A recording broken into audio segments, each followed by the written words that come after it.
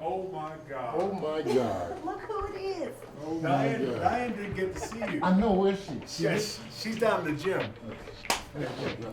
Don't worry. We look like we look. Yeah, they know us, right?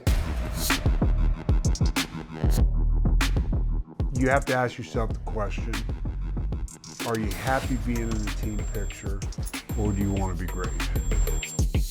Say it one more time for the people in the back. You need to find those players who love football so much and care so much about each other that they'll do anything to make it happen.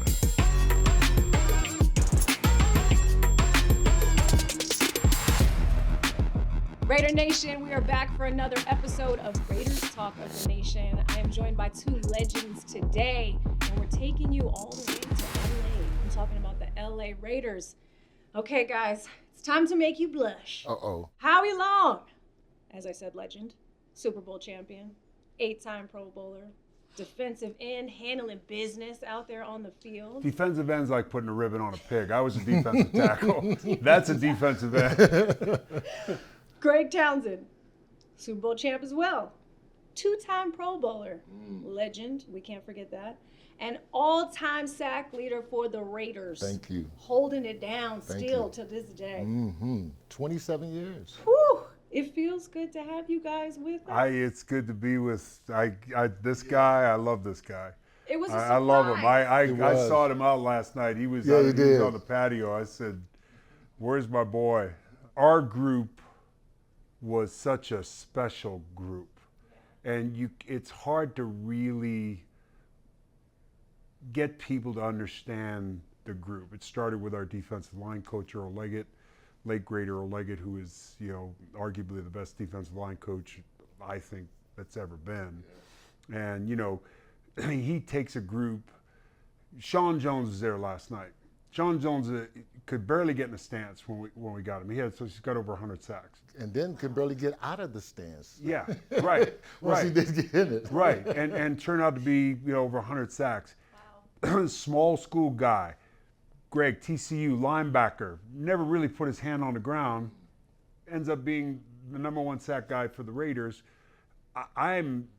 If I hadn't gone to the Blue-Gray game as a player, I think pulled out, someone on the selection committee knew a guy that I played high school with, and I'm a late kind of fill-in. I win the MVP of the game. Ironically, the coach is Jimmy Johnson. We're all, the commonality is that Bill Pickell, he's a 6'7", 6'6" nose guard.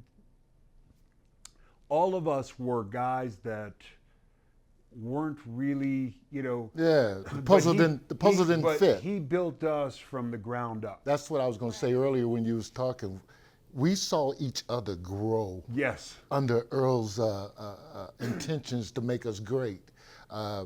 I know I didn't know none of the stuff he was teaching back in college, and I don't think you did We either. didn't have a film room in Villanova. Yeah. So everything we learned it from him. And Yeah. we had to learn it fast under his umbrella because, Earl has a way of coaching. He took us to a place, and it's hard really to understand. He took us to a place mentally and physically that you didn't know you could get to. And none of it had to do with the game. It was all about what are you willing to do to be great? And you would fear going in that room on Monday. That was what it was. If you got hooked, if you just got... You rather do anything than go. Oh my God, I love it. And we'd start every practice and training camp, I remember, with like 42, 44, 45 up downs. Oh, yeah. And you'd lay in bed at night thinking about the up downs. And here I am, I'm thinking, I'm not worried about the game, I'm worried about the up downs. And we were always in the far corner of the practice field. We were on the mini field. And we do those 42 up downs, we do individual. If we survived individual period. Look, and the rest of the guys were teasing us about the Yeah, up downs. because nobody's cornerbacks be teasing. one's, yeah. They be over there doing a few of them, just And you had looking at us like we over there a full just session. breathing. Yeah, a full Yeah. session of breathing. And they just know that we're we're hurting. His thought process was, and I'll give you an example. It was a game down in Miami.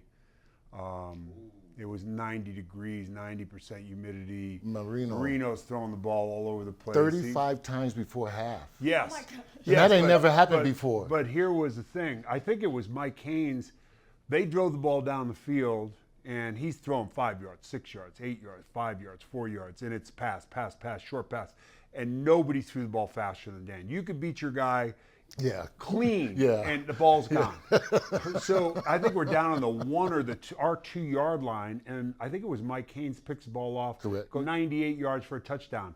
That's the good news. The bad news is we just had 15 plays, and we have to go back out on the field because none of us. He should have stopped on the 1. Should have waited. None of us. There was a red phone on the sideline, and that was Al's phone. Okay, people don't know that. There was a red phone. He had a Commissioner Gordon phone. Yeah, it was the hot phone. It was the bat phone, yeah. If I came out of the game for anything. Yeah, what are you doing? The phone's ringing, and he's asking, why am I out of the game? So we didn't, if we had 80 snaps, we played 80 snaps. LA is so special. The fan base there is still so heavy, out in Los Angeles. You know it. You're laughing already being from LA yourself. What is the legacy of the Los Angeles Raiders and the reputation and just the vibes that were going on while you were playing for that team during that time? Well, the whole thing with our legacy with LA is when we bought them the championship. We had fit in with first one. Yeah, because Dodgers was doing their things, the Lakers was doing their things. So when we got to town, it was early, and we bought a championship early to LA. So then we became credible at that point. And so we then grew a big old fan base out there from bringing that championship to LA, and it never stopped. Still growing. Still growing. Yeah, still to this day. Was it I want to get into Super Bowl. But the last thing before we transition into that, tell me if you could describe your friendship and what you built out there on the field with your teammates. I always say it's one of those things where it goes unsaid. Great friends. It goes unsaid. Great friends. It's like Bill or you. I'm so happy when I see this guy. I truly am, and I have so much respect for him. And he was such a great player. And we were. It's like the peanut butter and jelly. And we talked about Max, and we talked about hopefully he's got some help inside now, and it was always, it's the four fingers. It's we're together as a group, but we can not see each other for a year, 6 months, 7 months. And the minute you see that person, it's like we were just together. So many memories when I see his face of games and meetings and That's practices. What I was going to say, the meetings. And all that stuff.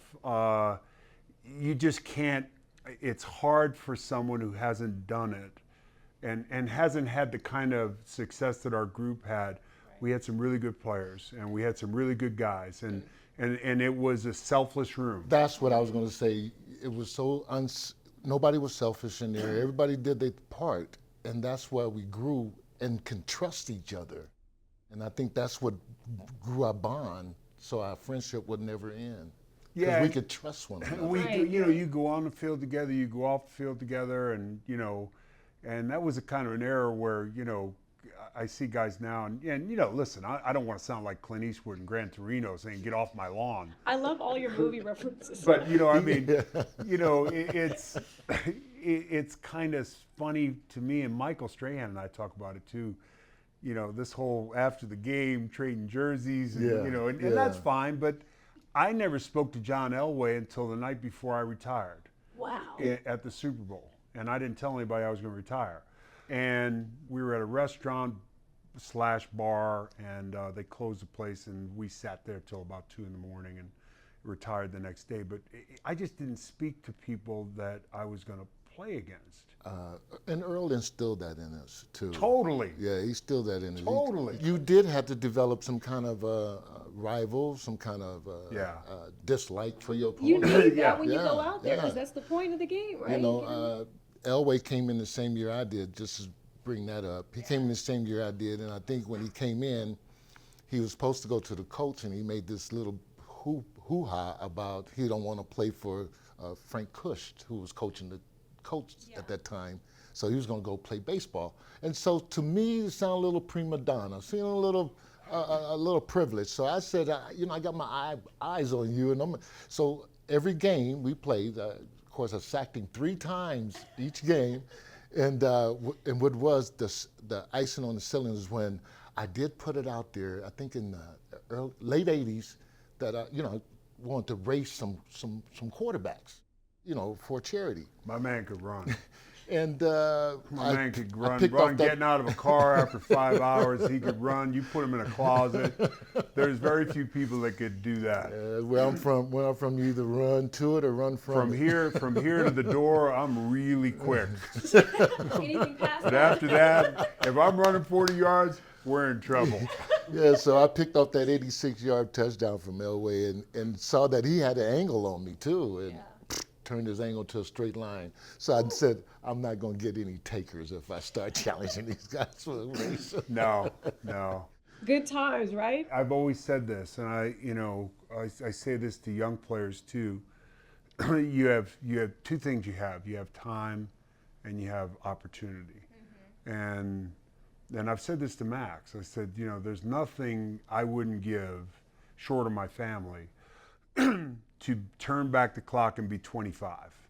And, Sound like Al now. be part of, I'll tell you a funny one about him. I don't even know if you know this, but to turn back the clock and be a part of, building the thing back up. And I said, listen, history's great. Because you did your part. History's great, and we were part of it, and we had our successes, and the teams that were before us had their successes. When I got there, everywhere you looked, there was greatness. It's Freddie Blitnikoff, it's Jim, late great. We just lost Jim Otto, the John Wayne of I mean, God, talk about tough son of a gun.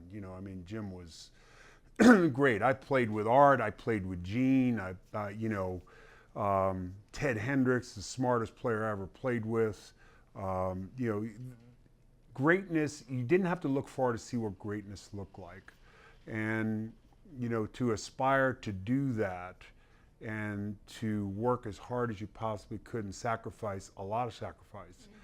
And once you're done playing football, you take yourself so far physically and mentally, and you challenge yourself, and it's Groundhog Day. It's the same thing every day. You got to be great on Monday. You got to be great on Wednesday. You got to be great on Thursday. You got to be great on Sunday. After football, everything is easy. It is. Life is easy after football, and maybe that's just No, I'm just looking at it that way. No. I think when they hear it like that, because I know for me, it took the great Deacon Jones to tell me that. I think he asked me one time, did I want to coach? And I said, I don't know if I can coach. And Deacon, he explode on you. You go, you did 8 weeks of NFL training camp? You can do anything. I'm like, you're right. You do 8 weeks of NFL training camp. Training camp used to be brutal. Because it was 12 practice and 1 day off. Yeah. So the league is so different now. You know what? And with good reason. Look no further than my kitchen, at 1 o'clock in the morning. I remember one year we were out in Arizona, and our son Kyle who played for the Bears, and Chris played for St. Louis at the time. And Kyle, they're so, same house, different kids. Kyle's like 6'7", 330, and just a monster, and Chris looks like G.I. Joe, and, and so here they are after the season where they had played against each other for the first time, and Kyle got in a fight in the game and grabbed one of Chris's teammates and was just ragdoll and trying to kick him, and it took 8 people, and Chris had to come off the sideline to get Kyle off of people. And now it's 1 o'clock in the morning, we're in Arizona, I'm sitting on the couch, and I've had like 13 surgeries, and, it takes me a while to warm up. If you give me 5 minutes, I'm okay. But don't sucker punch me right away. And these two are relitigating the fight earlier in the year, and they're in boxer shorts and they're enormous. You know, Yeah, they're not kids no more. They're not kids no more, and I'm saying to myself, how can I get this thing broken up? Yeah, without getting myself in trouble. If it happens, Right. everyone is, and anyone that tells you any different, with the exception of a guy like Greg, everything is, no, seriously. Yeah, I just want to know where it's going. Well, here's where I'm going with it. Greg could be a pass rusher on the outside, whether he's an outside linebacker or a defensive end. Greg's size, Greg's speed, all that. The guy that played Joe Green's position, Joe Green was 270, 275. The guy that plays that position now is 315, 320. Gotcha. Offensive lines now are 320. I think the 318, 320 as an average. Right. Terry Bradshaw's offensive line was 255. Yeah. Wow. Everything is bigger, stronger, faster. The training is so much better. You know where we ate? We ate off a construction truck. Food truck. It was a guy would beep the horn out Food front, truck, and it was greasy. and it was greasy. That's where we ate. Bill Bacall and I would come in early, and we'd make our own coffee. There was no lunchroom. We didn't have No lounge. no lounge. you no. sitting in your locker. You did it yourself, but the players are in better shape. You know, their training is better, their nutrition's better, they're bigger, stronger, faster, and that's the reality of it. Yeah, so That's the the reality. game of has it. evolved. But People, certain guys, certain players, like Greg, could still be the same guy outside. If you're playing inside, you know, you've got to be at least, if you're going to be, Aaron Donald's an exception to the rule, because Aaron's probably 285 and 280 and 6'1", But 6'2". you played like Aaron Donald. Yeah, You well, had all that leverage that he had. No, but if you're, see, but here's the problem. 70% of our snaps were two gap. So you're in a sit, squat, and catch position. Correct. If we're in a four-man front, if they put us in a four-man front, It's different. forget about it. You know, you could go. 'Cause, yeah, But if you're playing in a two-gap scheme, that defensive end is 310. because you got to take that pound. Gotta yeah, take he's that got to be pounding. able to, Yeah. withstand that. The strength, the grit, everything that came from you being on that field and what you learned in LA. Talk to me about the man, Al Davis. He's a persona of the players. Al come out there with the biggest swagger you ever seen. So he coming out there with his swagger, and it makes you have your swagger about yourself, you know. And when I say his whole theory was winning, you know. So it's just not winning the game; it's winning those battles. It's winning those contests that you have. And it's coming out here. Not with the attitude of losing, not the attitude of just getting by. It was always the attitude of winning. So that was pounded in you. So it's one of those things you live with even off the field. So it's all about that swagger he had, and that personified our team, which gave us the swagger. It's interesting, and I agree with Greg. He, you know, and he still personifies, you know, what the team and you know, the motto and, you know, the whole kind of, you know, be great, you know, win, you know, just win, baby, and the whole thing. And it seemed like we were in litigation with the league, you know, on a constant basis. There were, you know, people find it hard to, and it was such an interesting team to grow up on and play in. And we were fortunate in the sense that nobody got in our building. Well, we were an island. There was a fence around the building, and nobody got in there. And people weren't allowed in the locker room, and there was nobody at practice, no friends of, you know, it was just us. You could, and we practiced down in the far end of the field, far end of the field. And Al wore a cologne that as soon as he walked out of the building, you smelled him before you saw him, and all those coaches just puckered up. But look, in my mind, it had to have been some expensive cologne. It did. Because to have that, it traveled. Nobody could mimic that. I could have put on a whole bottle of high karate or something, and nobody would have smelt me that No, far. and- You Yeah. two never found out what the cologne was? Never found out what the we go, cologne was. Al, what's your cologne? How do I have that conversation? You need to find. We need First, to find I didn't this call out. him. I didn't call him Al. What did you He call probably I called wouldn't him want Mr. you Davis. smelling Mr. like him Davis. anyway. I called him Did Mr. you Davis. also call him Mr. Davis? Correct. Yes. I called him Mr. Davis, but he'd come by me and I'd be sitting on my helmet. It'd be offensive period, and he'd go, "Oh, Long, you think you're tough?" And I'm saying to myself, do you think he can kick my ass? Well, here it is. I don't think he would have did it physically. Yeah. We know he probably was a phone call away from getting our ass kicked. Yeah, yeah. He'll call, hey, come He get was.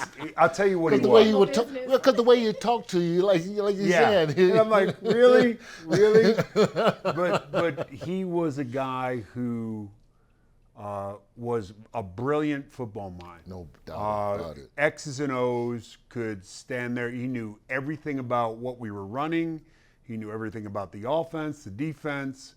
From a personnel standpoint, listen, I think that it was the first year I think ESPN had the broadcast for the draft when I came out, and they said, we don't even have a film on this guy. I think they could have gotten him in the 5th, 6th round. Mm-hmm. Earl Leggett came up and worked me out. I don't know if I Earl, heard it. And Earl, all he had me do was take 2 steps up the field, plant my outside foot, and come inside. That's it. That was it. And never said a word to me and walked away. And I wrote them off. I said, I didn't even know where Oakland was. I had to look it up in a map. Because Villanova, we busted games. We were playing the Delaware Blue Hens, and Look, I lived in California. I had to look up. right. You did? Yeah, I did. Yeah, I When you never grow up heard in that kind of neighborhood, Charlestown and Compton are like you're in the just neighborhood. there. Yeah, and there's nothing outside. If the L train didn't go there from my neighborhood, Well, I wasn't. If these couldn't take me there, Yeah. I wasn't going. Yeah, so when they drafted me, it was, and Ron Wolf and I have talked about it, who was another guy. I mean, you're talking about, when I get there, it's Ron Wolf. He's the GM, Hall of Famer, legend, great judge of talent. Al Davis, Earl Leggett, Freddie Blitnikoff, Jim Otto's around all the time. Art and Gene were, I go from. And all those guys was wearing those rings when they come Yeah, through, and too. Willie Brown, I'll tell you, I still to this day, I was very close with Clifford because I lived with Cedric Harbin, and Cliff would sleep on my sofa periodically, in Alameda. I will not erase their numbers off my phone. Wow. And I was so disappointed. That's deep. I was so disappointed that Clifford wasn't around Yeah, for this. for the Hall of Fame. Yeah. That is a big disappointment to see, for him to have started something like stretching the defense. Oh my God! Hey, He's listen, the one done that. here's- and that's what everybody's trying to Here's do. how you judge a player. Okay, forget about the numbers, because numbers can be, you can have a sack a game and be just a Well, stiff. you came up against the weakest guy or Right. something. Whoever yeah, it is, yeah, whoever it just is, some soft whatever guy. the reason is, you could be bad the other 50 plays, and you're a great player. On Monday morning, what does the opposing team have to deal with? What's their first priority? Our group they have to take care of. And when they break the huddle, who's the first guy you have to worry about? Clifford was the guy that he made the run game go because you couldn't roll a safety up. You had to go too deep. And Clifford was at one point one of the fastest people on the planet. Think about this. Yeah, he was. He was one of the fastest people on the planet. if not- 1972. He was yeah, I the mean, fastest guy.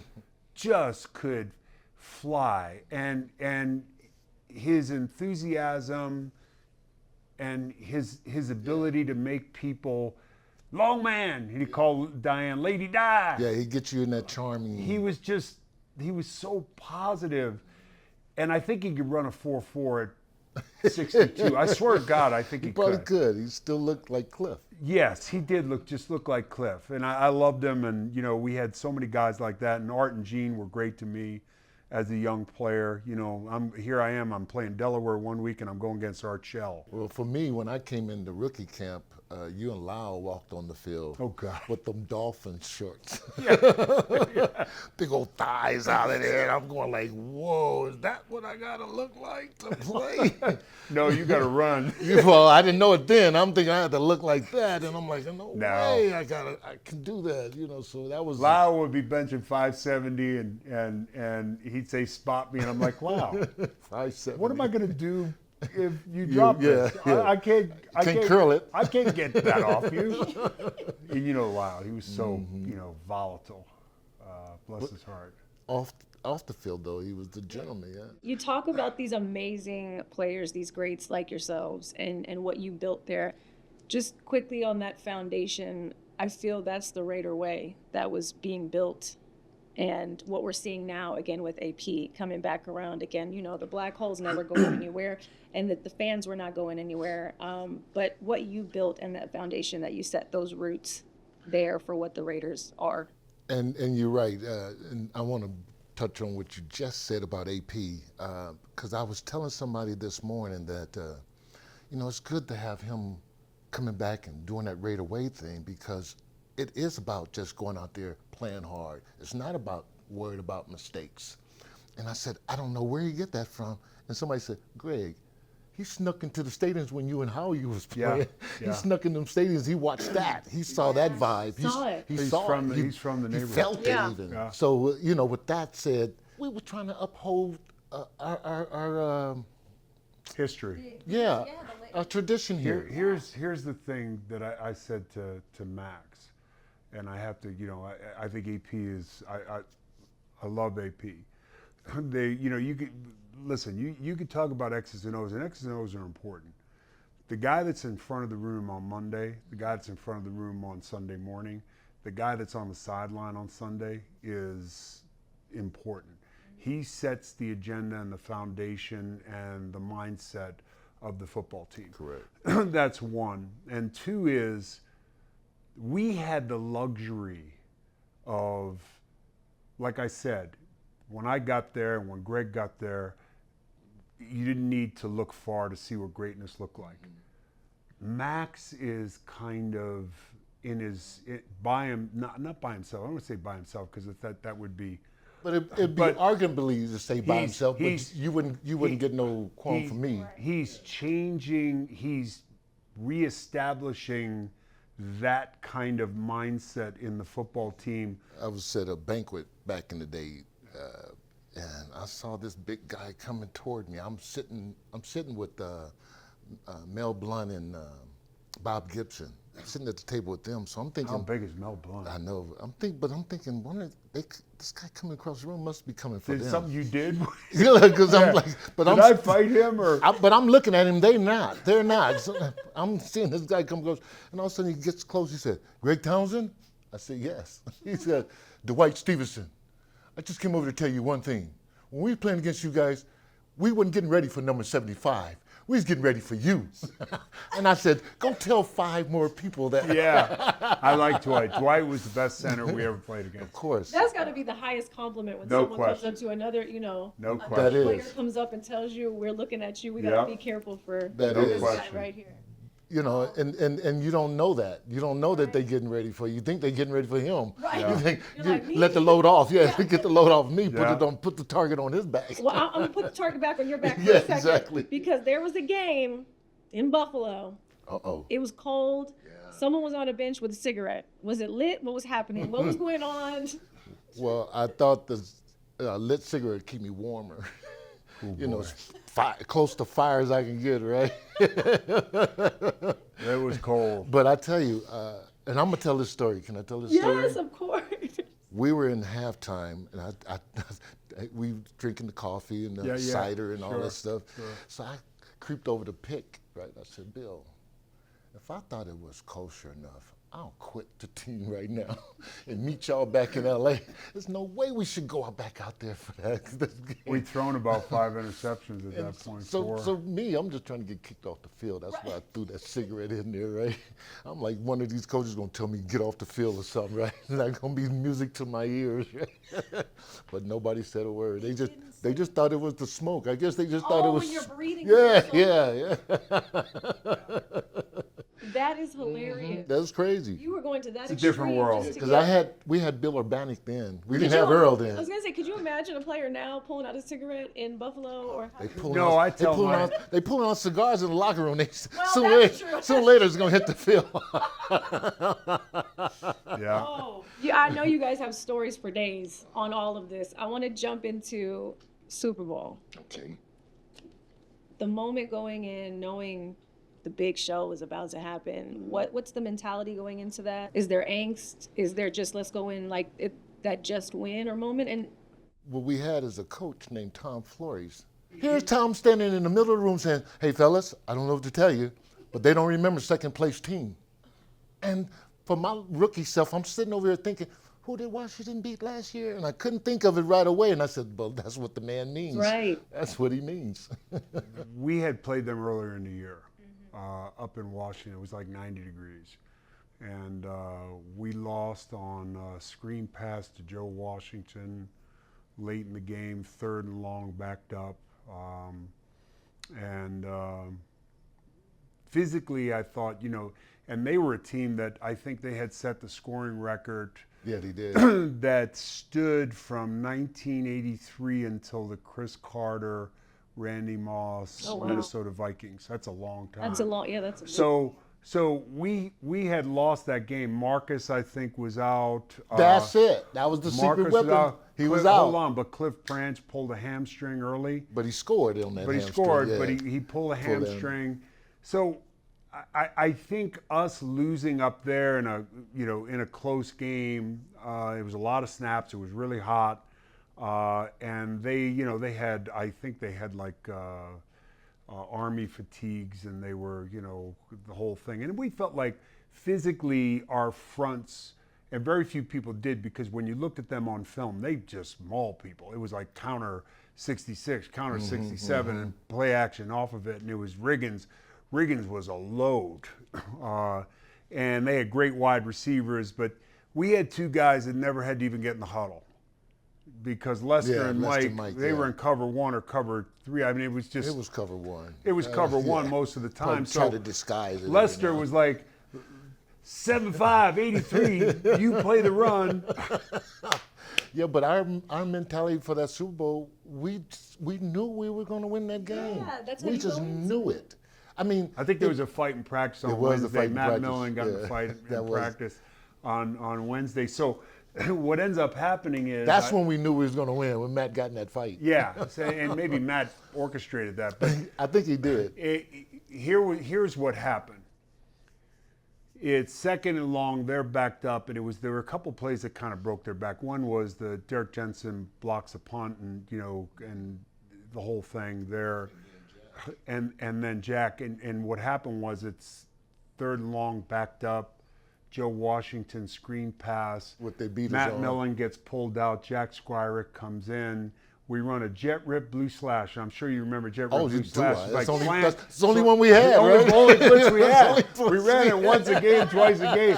So we run jet rip blue slash, bring the Never safety off the forget it. corner. We pressure Theismann. Theismann's drifting back. He throws it to Joe Washington, the play that they had beaten us with earlier in the Correct. year. Jack Squire kicks the ball off, runs in the end zone, game over. And that was the smart Charlie Sumner, right? Yes. Pull Who that never move. said a nice thing to any of us. Yeah, but we just knew we was going to win that Super Yeah. Bowl. And like Howie said, we put them 21-0 at halftime, and we got scores where we didn't think we were going to get scores from our special team and our defense. Yeah. So Marcus just had to just go do his thing after He that. went. Yeah, he went. And ironically, it was a counter 67 play, which is a kind of a Washington play. And they had stuffed it at the point of attack. And Marcus kind of rolls back around And the guy that's leading him in, you see Marcus running down the sideline, all you see this blur. It's 34-year-old Cliff Branch running down the field to make a block. Yeah. 74-yard Yeah. run for Marcus. Marcus is, you know, if you're looking at the combination of runner, best chip blocker, sneaky chip blocker, he'd give you that head fake, and you go like this, and then he'd Back up. come up under your jaw, rib cage people. I mean, he was physical. He could throw the football. He played quarterback in high school. He made a number of big throws for us over the years. Great pass protector. And a lot of people forget this. Everyone looks at, and Bowl was, you know, my God. I mean, that's like lock him in a closet, you know, run a 4.2. He's what you said about me. 234. Yeah. No, but guys like that. I know what you're saying, there's though. very few guys like that. That you can, you know, Dion, Barry Sanders, you know, guys like that just, they don't need to, you know, I'm not saying they don't need to practice, but Bo was special. Bo makes that one long run down the left sideline, okay? What people don't realize, and if you look at it again closely, who's the fullback? Steve Smith? Marcus Allen. Oh. Hey. I didn't know that. Yeah. And you know he's going to get his man. Yeah, right. Yeah. But here's Marcus Allen playing fullback. Right. And, you know, it's unfortunate. And look, whatever happened there. That could have been a good trivia. Yeah. That could have been a good trivia Right, question. Yeah. right. But also in that Super Bowl, one of the amazing things that happened for me and my other rookie, Bill Pickell, we both got a sack in that Super Bowl. Right. So we became the first rookie. Well, he was the first, I was second, but we were the first rookies to have a sack in Super Bowl because they just made sack a stat the year before.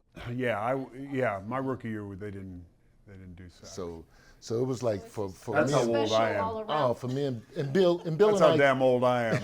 And Bill and I came in the same year, came in together. So Right. it was always that bond we had from that day. From the jump, From the yeah. day, yeah. Because when the Raiders flew me into Alameda, Bill was already there. So you described Bill early, big old tall guy, big and squared off shoulders.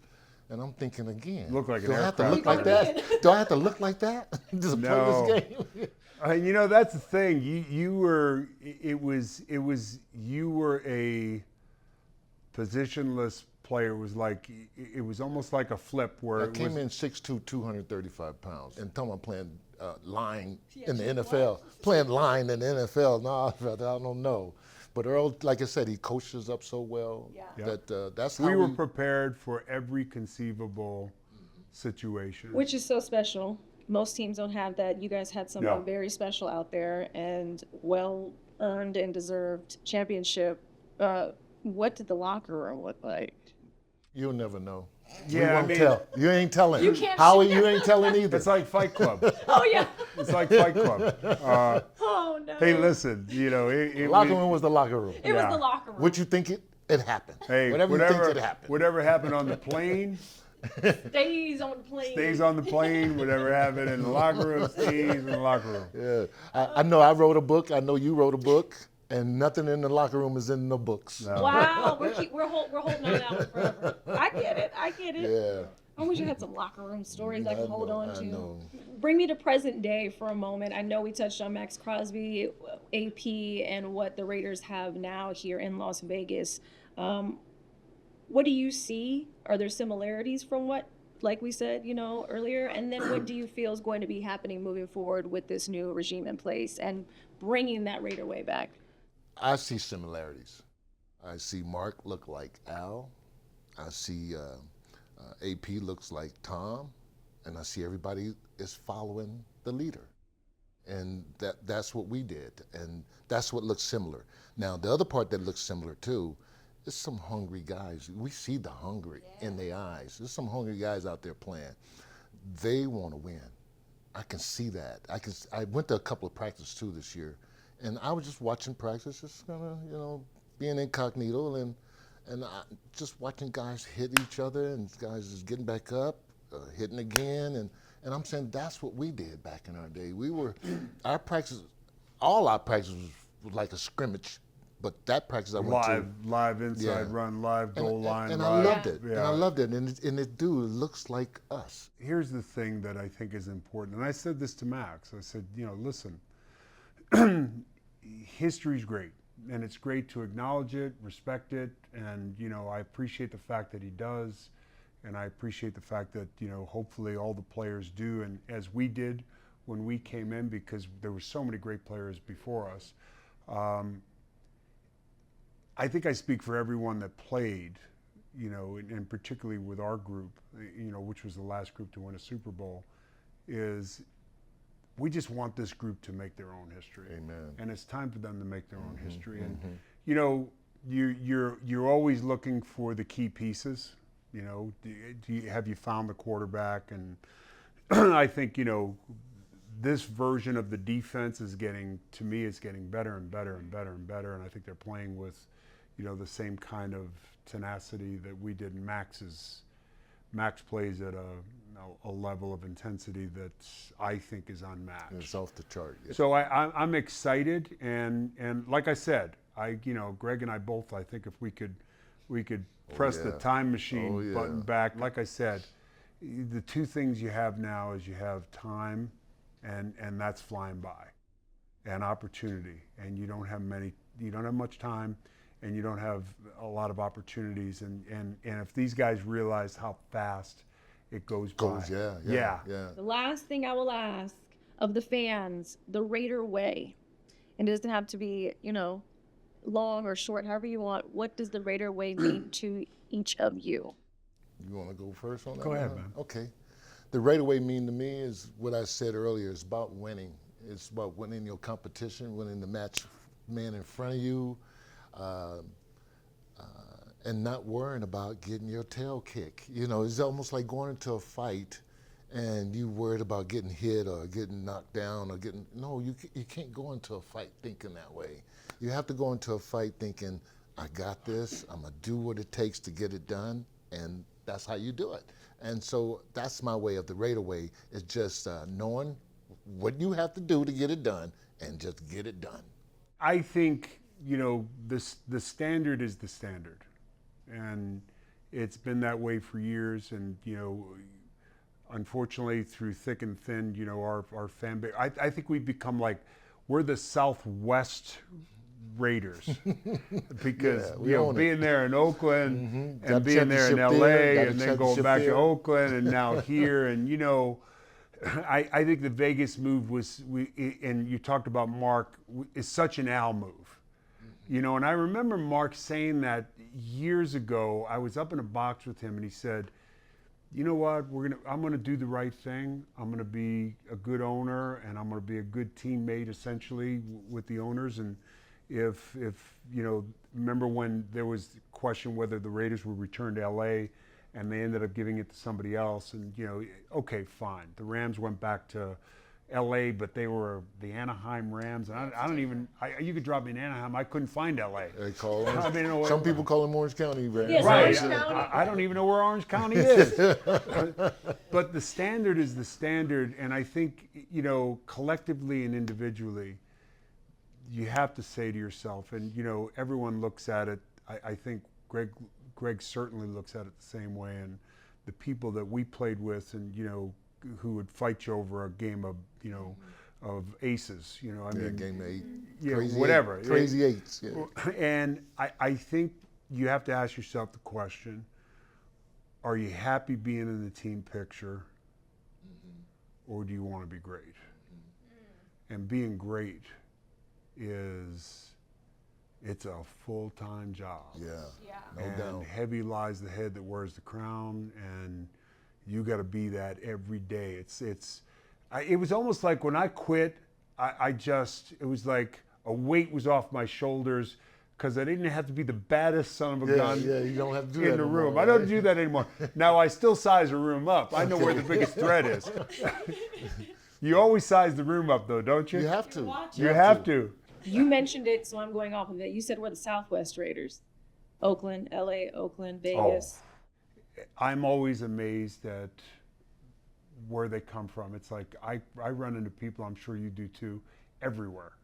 who are Raider fans. Oh, Whether it's in Vegas, it's in Arizona, it's Everywhere. Yeah, and I mean, how come you're a Raider fan? I don't know. I just, and it's a team that, as I said, I think we're the Southwest Raiders. We've got that whole kind of area locked up. On lock, yeah. And our fans just love us. They love us, like you said, thick or thin. They're going to be there. Yep. Southwest Raiders, you heard it here first. We're reporting live from Las Vegas. Vegas is not bad. The Sphere, you've been to the Sphere? Yes, that's fun. You like the Sphere? I loved it. I love it too. I loved it. I haven't been in it, but It's, you hey, like Greg. looking I like looking Greg, at it. Yeah, you got to go. I love to go. When was the last concert we were at together? Frankie Beverly? Frankie Beverly and Mays. What? You guys went to see? Oh, God, yeah. Raiders Talk of the Nation. That's another episode down. We explored LA. We talked about the Southwest, everything. We got on lock. Howie Long, Greg Townsend. Thank you, gentlemen, so much. Thank you.